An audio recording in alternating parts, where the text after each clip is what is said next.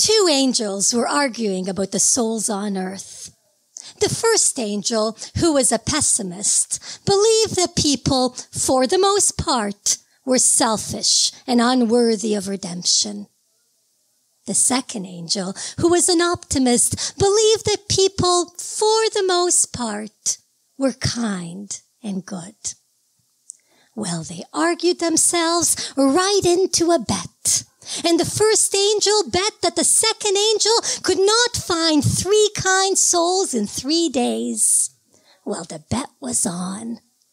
And the angel lowered himself down onto the earth, and he searched the entire world until he reached a mountainous land by the sea. And it is in this land that he first heard of the 3 brothers, whose father had passed away, leaving them a small house with a thatched roof and windows that were like eyes looking out at the world. And beside the home, a pear tree. How the brothers loved that pear tree. He not only fed them, but he gave them a fair price at the market. Every day, 2 of the 3 brothers went to the market to sell their pears, and the 3rd brother stayed behind to look after the pear tree. And on the first day, the eldest brother stayed behind to look after the pear tree. He was whistling at the tree, looking lovingly at it, when the angel came, disguised as a poor beggar. "Got any pears for a hungry old man?" "Oh, how I would love to help, but you see, this tree doesn't only belong to me. It belongs to my brothers and me. But if you wait, I have a pear that I've been saving for myself for breakfast. I want you to have it." And he took the pear and he placed it inside of the old man's warm hand. And the old man took that pear and he walked down that path. And when he came halfway through that path, he stopped. He turned around and he said, "Young man, remember, God is poor." And he continued to walk along that same path. On the second day, the middle brother was looking after the pear tree. He was pruning the tree when that same angel came back, once again disguised as a poor beggar. "Young man, got any pears for a hungry old man?" "Oh, how I would love to help. But you see, this tree doesn't only belong to me. It belongs to my brothers and me. But if you wait, I have a pear that I've been saving for myself for lunch. I want you to have it." And he ran back into the house. He took a plate. He cut up a pear, put some brown sugar on top, and he took the entire plate and he handed it to the angel. And the angel took that plate and he walked along that path until he reached halfway down that path. And then he turned around and he said, "Young man, remember, God is poor." And he continued to walk along that path. Well, on the 3rd day, the youngest of the 3 brothers was looking after that pear tree. He sat underneath the shade of the tree, reading a book of love poems, when the angel came again dressed as a poor beggar. "Got any pears for a hungry old man?" Oh, he closed his book. "I wish I could help. I was just reading a poem about the importance of helping.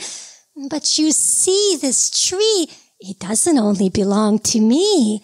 It belongs to my brothers and me. But if you wait, I do have a pear that I've been saving myself for dinner. I want you to have it." And he took the pear and he placed it inside of the old man's hand, and he kissed that hand. And the old man took that pear and he walked along the path. And when he got halfway through the path, he turned around and he said, "Young man, remember, God is poor." And he continued to walk along that path. This time, he was grinning from ear to ear. Not only did he find 3 kind souls in 3 days, but they were brothers. He decided that he must reward them. The next day, he disguised himself as a wealthy merchant, and he went back. The 3 brothers were standing beside the pear tree, getting ready to go to the market, when he said, "Come with me." Oh, how they wanted to go with him. "But we can't go with you. Somebody needs to take care of our tree." "Come with me. My men will look after the tree." And they walked, and they walked, and they walked, until they reached a field that was full of olive trees. And he looked at the eldest brother and he said, "Make your best wish." And the brother said, "I wish that all these olive trees were a vineyard, and that I could grow grapes and make wine and maybe have a few men working in my vineyard." And the merchant tapped his staff and he said, "Go on to your new life." And they continued on, the 2 of them, until they reached the sea. And they sailed along that sea until they reached an island filled with birds. And he looked at the middle brother and he said, "Make your best wish." And the middle brother said, "I wish that these birds were sheep, and that I could have wool and a mill and maybe a few servants to work in my mill." And the merchant tapped his staff and he said, "Go on to your new life." And now it was just the youngest brother and the merchant. And they sailed back to shore, and they climbed the highest mountain. And the angel looked at him and he said, "Make your best wish." He didn't know what to wish for. And he thought, and he thought, and he thought, until the sun kissed the sea goodnight. And then he knew what to wish for.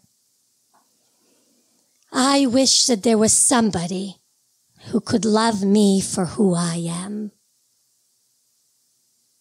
Well, the angel was stunned. No one's ever asked him that before. He had to consult his angel book, and he began to look through his book. Aha! It says here that there are only 3 women who could love you for who you are, and 2 of them are already married. We must rush on to find the 3rd one. And they rushed to the palace of the king, and there was the king pacing back and forth. "Oh, don't tell me you're here to ask for my daughter's hand in marriage. There's already here a sultan, a king, and a wealthy merchant asking for her hand in marriage, and now you too." And the angel said, "I have a solution. Take 3 branches of an olive tree, plant them, and in the morning, the olive tree that blooms olives with the name of the suitor will be the man who's going to marry your daughter." And so they went to sleep that night after planting those olives. And in the morning, of course, the olive tree that bloomed olives was the olive tree of the young farmer. And because the princess loved him for exactly who he was, she left that castle and she went to live with him in that small, humble house with the thatched roof and the windows and the small pear tree. And the angel descended back into the heavens. And a year passed. And the pessimistic angel began to circle around the optimistic one. I wonder what your humans are up to now. Why don't you go down and ask them? And he went back onto that earth. And he disguised himself once again as the poor beggar. And he knocked on the eldest brother's door. And he said, "Got any wine for a thirsty old man?" And the eldest brother said, "Go away, or I'll send my men after you." And the angel tapped his staff. "Go back to your pear tree, for you have forgotten God is poor." And he continued on to the middle brother's house. "Got any wool for an old man's cold shoulder? Go away, or I'll send my dogs after you." And the angel tapped his staff. "Go back to your pear tree, for you have forgotten God is poor." And he went to the youngest brother's house. "Got any food for a hungry old man?" And the wife opened the door so wide as her smile, and she welcomed him inside, and she sat him down on the chair closest to the fire, and she placed a wool blanket upon his cold shoulder. "We don't have much, but what we have we'll share with you.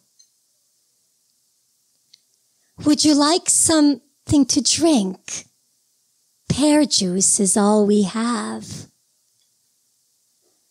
But when the young man went to pour that pear juice, it turned into an aged red wine, and he served it to the angel. "Would you like something to eat? Bean stew is all we have."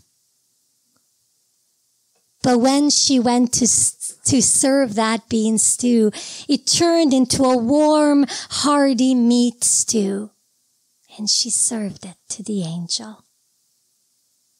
"Would you like some bread with that? Coarse old brown bread is all we have." But when the young man opened that oven, there was a white, fresh load of bread, and he cut it up and he served it to the angel.